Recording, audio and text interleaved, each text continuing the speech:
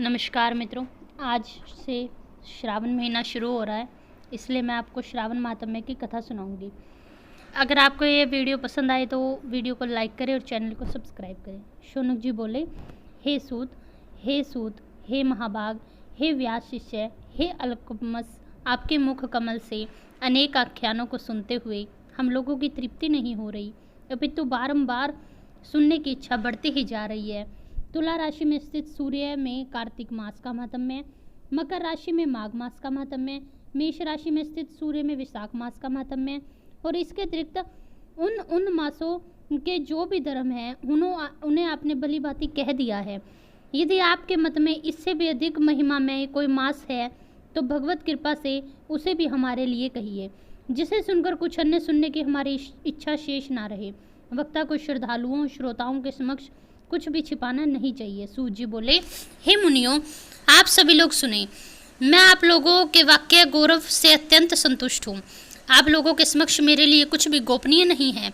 दंभ रहित होना, आसक्तिता, शर्ता का परित्याग, उत्तम भक्ति, सुनने की इच्छा, विनम्रता, ब्राह्मणों के प्रति भक्ति प्रायणता, सुशीलता, मन में स्थिरता, पवित्रता, तपस्वेता और अनुसूया, ये श्रोता के 12 गुण बताए गए हैं और ये सभी आप लोगों में विद्यमान हैं। अतः मैं आप लोगों पर प्रसन्न होकर उस तत्व का वर्णन करता हूँ। एक समय प्रतिभाशाली सनत कुमार ने धर्म को जानने की इच्छा से परम भक्ति से युक्त होकर विनम्रता पूर्वक भगवान शिव से पूछा। सनत कुमार बोले, योगियों के द्वारा आदरणीय चरण कमल वाले हे देवों के देव महादेव, हे महाभाग, हमने आपसे अनेक व्रतों तथा बहुत प्रकार के धर्मों का वर्णन किया है, फिर भी हम लोगों के मन में सुनने की अभिलाषा है। 12 मासों में जो मास सबसे श्रेष्ठ, आपकी अत्यंत प्रीति करने वाला, सभी कर्मों की सिद्धि देने वाला और अन्य मास में किया गया कर्म यदि इस मास में किया जाए तो वह अनंत गुना फल प्रदान करे, ऐसा कोई मास है तो आप कृपया करके कहिए। हे देव, उस मास को बताने की कृपा करें, साथ ही लोकानुग्रह की कामना से उस मास के सभी धर्मों का वर्णन करें। ईश्वर बोले, हे सनत कुमार, मैं अत्यंत गोपनीय बात भी तुमसे कहूँगा। हे सुव्रत, हे विधि नंदन, मैं आपकी श्रवण इच्छा और भक्ति से प्रसन्न हूँ। 12 मासों में श्रावण मास मुझे अत्यंत प्रिय है, इसका महत्व सुनने योग्य है, अतः इसे श्रावण कहा जाता है। इस मास में श्रवण नक्षत्र युक्त पूर्णिमा होती है, इस कारण से भी इसे श्रावण कहा जाता है। इसके महात्म्य के श्रवण मात्र से यह सिद्धि प्रदान करने वाला है, इसलिए भी यह श्रावण संज्ञा वाला है। निर्मलता गुण के कारण यह आकाश के सदृश है, इसलिए इसे नभा भी कहा जाता है। इस श्रावण मास के धर्मों की गणना करने से इस पृथ्वी लोक में कौन समर्थ हो सकता है, जिसके फल का संपूर्ण रूप से वर्णन करने के लिए ब्रह्मा जी 4 मुख वाले होते हुए भी इसके फल की महिमा को देखने के लिए इंद्र 1000 नेत्रों से युक्त हुए और जिसके फल को कहने के लिए शेषनाग ने 2000 जिह्वाएं धारण की। अधिक कहने से क्या प्रयोजन, इसके महात्म्य को देखने और कहने में कोई भी समर्थ नहीं है। हे मुनि, अन्य मास इसकी एक कला को भी नहीं प्राप्त कर सकते। यह सभी व्रतों तथा धर्मों से युक्त है। इस महीने में एक भी दिन ऐसा नहीं है जो व्रत से रहित दिखाई देता हो। इस माह में प्राय सभी तिथियां व्रत युक्त है। इसके महात्म्य के संदर्भ में मैंने जो कहा है वह केवल प्रशंसा मात्र नहीं है। आर्तों, जिज्ञासाओं, भक्तों, अर्थ की कामना करने वाले, मोक्ष की इच्छा वाले और अपने अपने अभिष्ट की आकांक्षा रखने वाले चारों प्रकार के लोगों, ब्रह्मचार्य, गृहस्थ, वानप्रस्थ, संन्यास आश्रम वाले को इस श्रावण मास को व्रतानुष्ठान करना चाहिए। सनत कुमार बोले, हे भगवान, हे सत्तम, आपने जो कहा है इस मास के सभी दिन तथा तिथियां व्रत रहित नहीं है, तो आप उन्हें मुझे बताइए। किस तिथि में और किस दिन कौन सा व्रत होता है, उस व्रत के अधिकारी कौन है, उस व्रत के फल क्या है, किस किस ने उस व्रत को किया, उसके अध्यापन की विधि क्या है, प्रधान पूजा कहाँ हो और जागरण करने की विधि क्या है, उसके देवता कौन है, उस देवता की पूजा कहाँ होनी चाहिए, पूजन सामग्री क्या क्या होनी चाहिए और किस व्रत का कौन सा समय होना चाहिए। हे प्रभु, वह सब आप मुझे बताइए।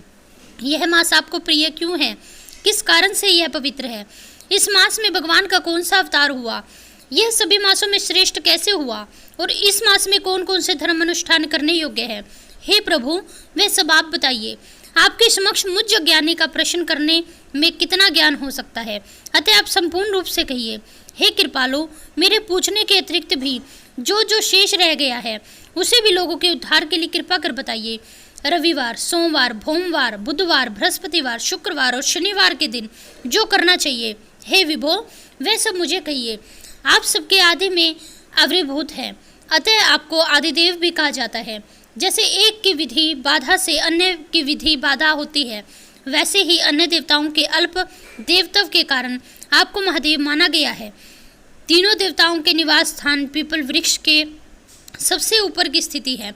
कल्याण रूप के कारण आप शिव हैं और पाप समूह को हरने के कारण आप हर हैं। आपको आदि देव होने का आपका शुक्ल वर्ण प्रमाण है, क्योंकि प्राकृतिक में शुक्ल वर्ण ही प्रधान है, अन्य वर्ण विकृत है। आप कपूर के समान गौर वर्ण के हैं, अतः आप आदि देव हैं। गणपति के अधिष्ठान रूप 4 दल वाले मूलाधार नामक चक्र से, ब्रह्मा जी के अधिष्ठान रूप 6 दल वाले स्वाधिष्ठान नामक चक्र से और विष्णु के अधिष्ठान रूप 10 दल वाले मणिपुर नाम चक्र से भी ऊपर आप के अधिष्ठ होने के कारण आप ब्रह्मा तथा विष्णु के ऊपर स्थित हैं। आपकी प्रधानता को व्यक्त करता है। हे देव, एकमात्र आपकी ही पूजा से पंचायतन पूजा हो जाती है, जो कि दूसरे देवता की पूजा से किसी भी तरह संभव नहीं है। आप शिव हैं।